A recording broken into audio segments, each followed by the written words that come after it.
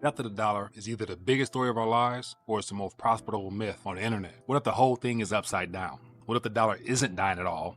What if everything around it is? That's the part no one wants to say out loud. See, countries aren't trying to quit the dollar because they can. They're trying to because they have to.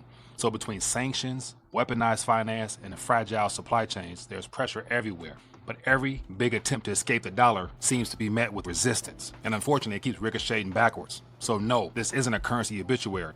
It's a cold financial war. And whether you realize it or not, your savings are on the front line. Here's what to expect. First, why the dollar keeps surviving every "it's over" headline. And second, the real fight, China versus the US, and why the Yuan keeps getting stuck in the mud. And then last, the uncomfortable truth. The thing that's actually dying isn't the dollar, it's fiat as a store of value altogether. And this, my friends, is something worth talking about.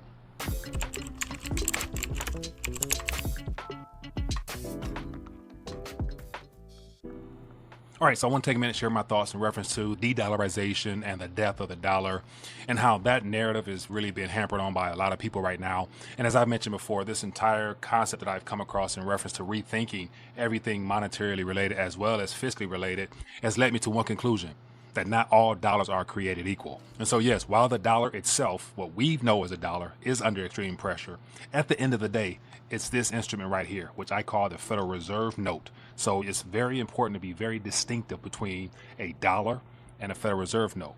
Two different instruments, or more than that actually. But in relation to this transition that's taking place now, everything happens to be surrounding the Federal Reserve note because the dollar, as we've known it and how it's been labeled for this last several hundred years, is not going anywhere.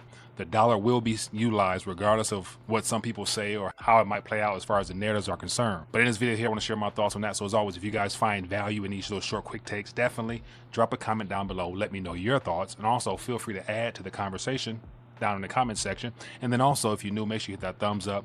Take this video, share it, so other people can get an alternative perspective on what's really going on here. But first, let's just start with the obvious. See, the dollar is still the world's emergency exit. So when the room fills with smoke, money doesn't sprint to the shiny new alternative. It runs to the door that it already knows. And that's why capital keeps pouring into the US assets during this type of stress. See, Treasuries still command a safety premium because the plumbing works. The market is deep, and yes, the US still has unmatched innovation and, as of right now, military reach. So you don't have to like it for it to be true. That's just how things are playing out regardless. But the part that really matters is the network effect.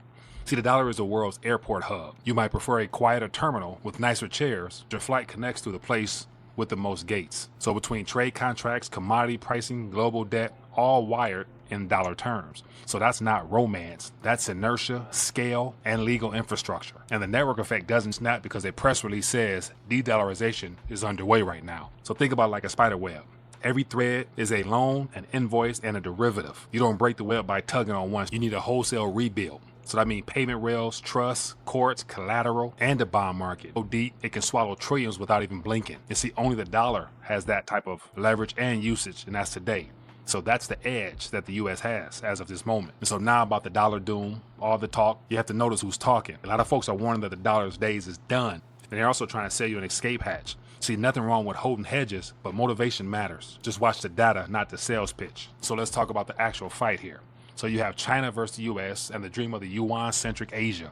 See, Beijing has said the quiet part out loud, making the renminbi the region's anchor in their desire to build their Belt and Road Initiative, which further allows them to expand currency swap, pushing trade in the yuan. So on paper, it's a shrewd strategy, but in practice, physics seem to kick in. So every time China tightens to make the yuan more attractive, growth stalls and exports, which happens to be liquidity injections, tend to surge. So you got capital controls tightening up, and then you have confidence that takes a hit. So it's like a seesaw at times. You have a strong currency, which seems to hurt factories, and then you have a weak currency, which scares investors. So basically just a matter of picking your poison.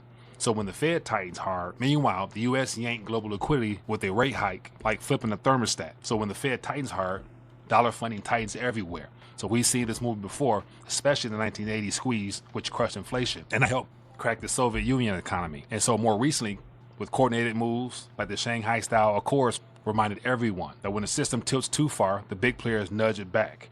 And it's not a conspiracy, it's called self-preservation. So here's the bigger hurdle for the yuan. It's a matter of trust and depth. So to become a true reserve currency, you need open capital accounts, predictable rule of law, and a government bond market big enough and transparent enough for the world to park savings in it. So China's economy is massive, yes, but capital isn't fully free. Legal recourse isn't universal, and the sovereign bond market isn't the global sink for surplus savings. Yet, you can build bridges, ports, and pipelines. You can digitize settlements with CBDCs and pilot cross-border projects, but you can't manufacture trust on a deadline. And then there's a hard reality that keeps getting buried. Fiat currency itself, which as a class leaks value over time. So the dollar's not dying against currency, it's actually outlasting them. You see, the real slippage is against the things that exist in the real world. So you got the price of dollar in gold, energy, productive equity, good land, or provably scarce digital assets, and the long arc is down. See, that's not a scandal, that's by design. See, fiat is built to be the great medium of exchange, an okay unit of account, and a lousy long-term store of value. So it's the grease for a very debt-heavy machine. Grease get used up sometimes. So there's no better way to do it than look at the era since we left the gold standards in the 70s. So you have booms and busts, then great financial crises. And after that, you have quantitative easing, which wasn't a one-off type of thing. It became part of the whole toolkit. Then you had the pandemic, then more stimulus. So not just in the US, but globally. So public and private swelled because the alternative was to either print or collapse. And the bill shows up later as diluted purchasing power. And that's why the dollar is dying feels true at the grocery store, even when the currency is ripping relative to other foreign exchange screens. So here's the honest verdict. Is the dollar losing its reserve status next year? Well, the answer is obviously no. The network, the plumbing, and the scale are too big and too dominant. So does this mean you should sit by and hold a large amount of cash and call it a day? Also no. The dollar can win the currency race and still lose ground to reality. So think of cash as oxygen, essential in a crisis, but you don't build your house out of it. You build with concrete, steel, and wood. So in money terms, productive businesses, scarce commodities, quality real estate, and yes, if it fits your risk profile, a measured slice of digital scarcity wouldn't be bad either. So the smart move isn't to panic, it's posture. Keep liquidity for flexibility and for shocks, but don't mistake liquidity for wealth. See, wealth lives in assets that throw off cash flow or can't be printed.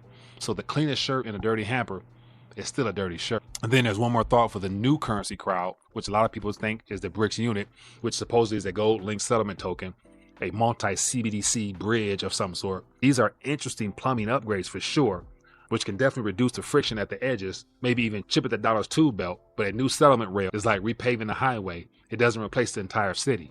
So to dethrone the dollar, you need the city, the courts, the lenders, deep markets, and everything else, along with the trust that strangers on the opposite side of the planet will be willing to get paid in the midst of a crisis. So that's decades of habits and hardwiring. So it changes slowly, then all at once, but only after alternative proves itself across a full cycle, not just a headline. So don't let these extremes bait you into thinking that it's really going to take place anytime soon. You see, the dollar, aka the Federal Reserve note, is the problem. No, at this current moment, it's not on life support, and you don't need to flee to a bunker, but also don't confuse stability with safety. See, the system is evolving, and policy will whipsaw, liquidity will surge and then vanish, narratives will sell you fear or euphoria.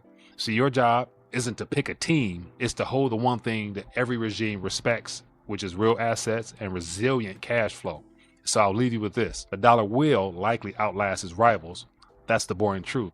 But over the long run, all fiats will bleed. That's the hard truth. So navigate both truths at once and you'll be better than majority. Because mind you, majority of the people that aren't sophisticated investors know very little about wealth preservation, neither that or purchasing power to go along with it. So once again, just taking a minute, sharing my 2 cents on this whole de-dollarization concept and the fact that dollars and the Federal Reserve notes are two different entities. The dollar's not going nowhere. The Federal Reserve system and its structure clearly is being rebooted. And that's a part of the whole de-dollarization move away from the dollar. This all centered upon U.S. monetary policy. So once again, here's to your guys' thoughts. If you found value, hit that thumbs up, drop a comment, take to share it, and I'll catch you guys later.